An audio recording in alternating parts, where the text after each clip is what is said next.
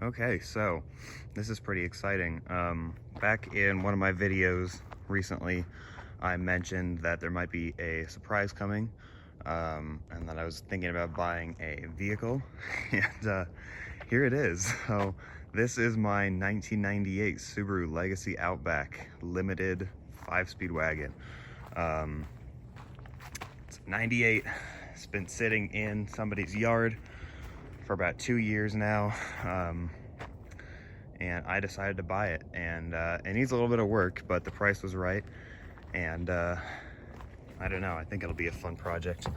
You can see it's a limited, or at least a base with a lot of options, because it doesn't have the sunroof, so I don't know if that really makes it a limited, because it has the roof mounted, I can't talk right now, the roof mounted antenna, no sunroof, but it's got everything else a limited would have.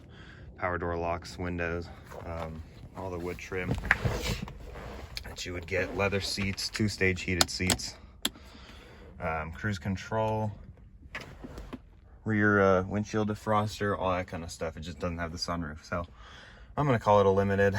It also has the weather band radio, which I think is also an option on those, and obviously 5-speed manual transmission. That's why I bought this car. There we go, there's reverse. That's why I bought it. 197,856 miles. So she's a little old, but for one of these, that's not too bad. We've got a 2.5 liter flat 4-boxer 4-cylinder engine. It's gonna make about 165 horsepower, dual overhead cam, interference engine. These are the famous head gasket machine engines. They not quite as reliable as some of the other ones, like the 2.2 liter, which is in my other Legacy over there. So that is exciting, but also not exciting. Driving it home though, I was able to feel the difference in power between my 2.2 and this 2.5, because this thing pulls a little bit harder than the other one does. I mean, I wasn't really ripping on it, but you could feel the power, because I think the 2.2 makes about 135 and this one makes 165, so it's definitely a noticeable increase. But you know, you can see the paint on this thing is pretty bad. Basically the whole hood has no clear coat in it, or left on it, I should say. The roof is pretty bad as well. You can see it's fading, it's peeling, all that stuff. It's not the best shape, or the paint is not in the best shape, but for a car of this age, it's honestly not horrible. And I think what's left will clean up quite nicely. I just figured I would film this before I cleaned it at all, per my buddy's request. So this is for you, Subaru Serenity. But I really wanted to clean it up before I showed it, but you know, you can see it's dirty and all this, but I guess we'll be able to see the difference when it's done. So why did I buy this car? It's got the manual transmission. It has no rust on it at all. I mean, look, if you know these cars, you know where to look, and right here is where to look. This back panel right here by the tailgate release, that's where you look for rust on these things. I mean, obviously underneath and everything, but if that part is rusty, then the rest of the car is rusty, and I'll show you. So here's my 96 parts car. You will see it's got a minimal amount of rust on here too, but this isn't the original tailgate. The original tailgate from this car has a lot of rust on it. I'll show you that too really quick. So that is a rusty car over there. This car has the tailgate from it, and you can see how rusty this piece is right here. So that's how you know. So when you look at a BG chassis Outback, if you ever go to look at one, that's where I would look for rust. That's the biggest tell, and I'll show you underneath the car. You can see how clean it is. I mean, virtually no rust. You can see a little bit of surface rust there, but everything's clean. Even the exhaust is like not even rusty. So I would imagine this has been an Arizona car all its life. Got a tow hitch. See, they cut out a piece of the bumper for it, but it looks decent, and it's nice to have.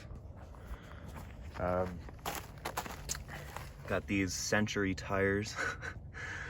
They're kind of on their way out. I think it's got about 3 or 4 30-seconds of tread depth on it. I could double check that, but needs new tires.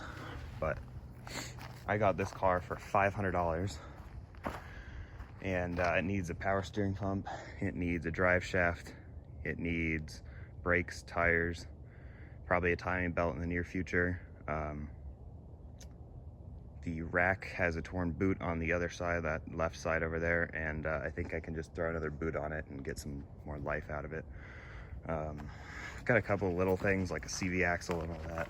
Needs new boots on there. But for $500, this thing really isn't that bad. And I'm pretty sure the head gaskets are still good. It didn't overheat or anything when I was driving home. And so I think it's good. The reason I say that is because I don't have any maintenance records whatsoever on this thing. I mean, I really kind of bought it sight unseen. So I bought this car from my coworker, and he bought it from a guy that just kind of offered it to sell it to him because it needed a drive shaft and some other stuff, and he didn't have the money to fix it. So here it is. And it sat in my coworker's yard for 2 years, and then he sold it to me because he didn't have time to work on it. So here we go. Give you a little backseat tour. You can see everything's disgusting and dirty in here, but it will clean up, I think. Got a little bit of paint damage here. See if I can't clean that up. This weather stripping is peeling around the edge, but that might be fixable. Hatch struts are going out on this thing too. Doesn't really hold itself up, but I think you can kind of get it to stick if you hold it for a second. Yeah, there we go. In the back, you can see the new drive shaft for this car. This is another used drive shaft. I have an 80 or a 98 manual wagon, so should fit. And it's a good bit closer to making this thing roadworthy. You can see it's missing this piece. I believe I have it in the glove box though. There's like hair from a dog everywhere in here. Somebody, I guess, had a pet. That's pretty nasty. I haven't actually gone through any of this. I literally kind of just bought it. I think it's still got the jack though. Yep. It's not bad in there. I don't know what's in here. Nothing. Okay, well that's good. At least there's not some like old trash in there. Yeah, not a whole lot going on,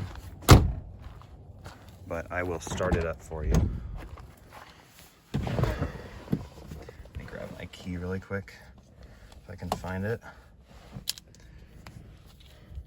All right.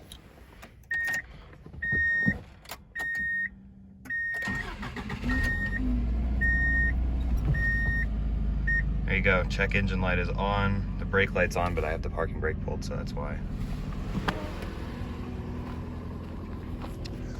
Doesn't sound too bad.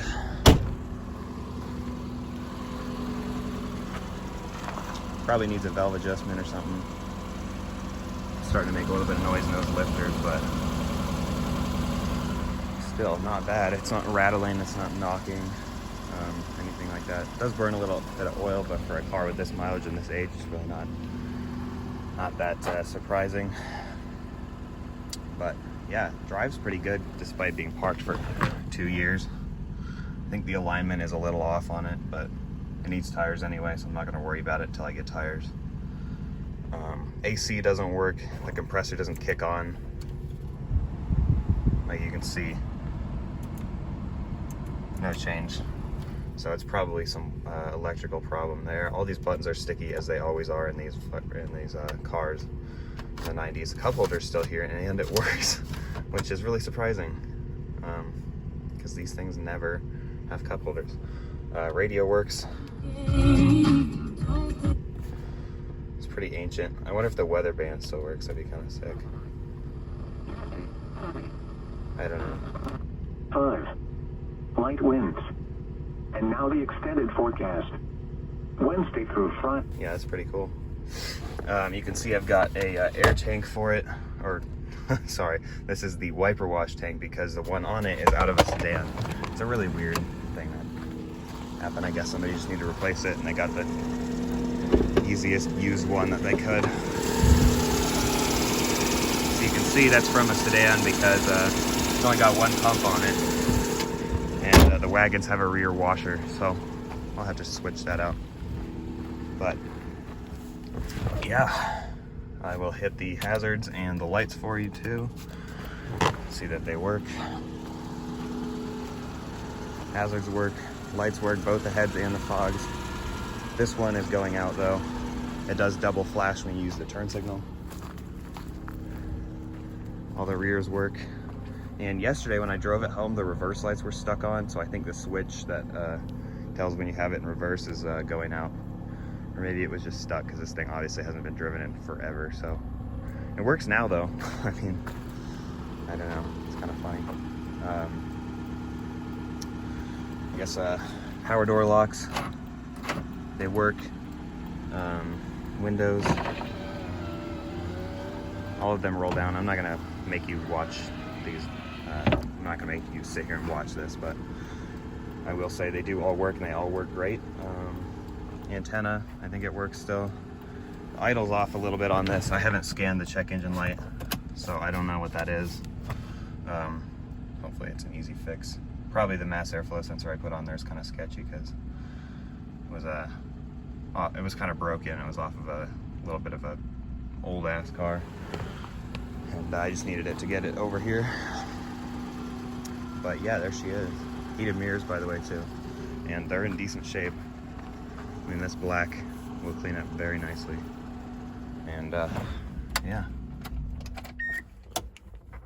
I don't think I forgot anything else. I don't know if the heated seats work or not. Let me actually find out. We've got a light for both of them, so I'm gonna guess that works. Defrost, I believe. I don't know if that's supposed to do something. But yeah, it's a pretty standard interior for a 90s car. You can see everything's dirty, but it will clean up. I don't know what's in the glove box.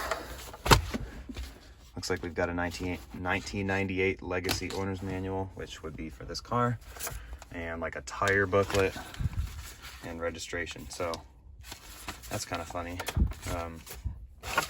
That's all the maintenance records I have with this car. I don't know anything.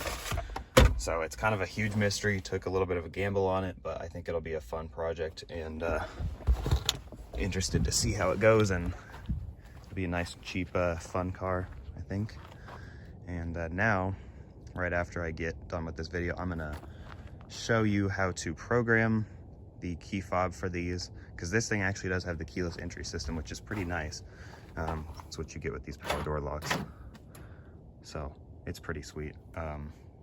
And then I'm gonna wash it up, and I'll probably film another video after I wash it and hit it with some rubbing compound and some wax, and we'll see how much better this paint gets. Not really hoping, or I'm hoping for a lot, but my expectations are kind of low because there's no clear coat left on this to even really fix up. So yeah, there you go.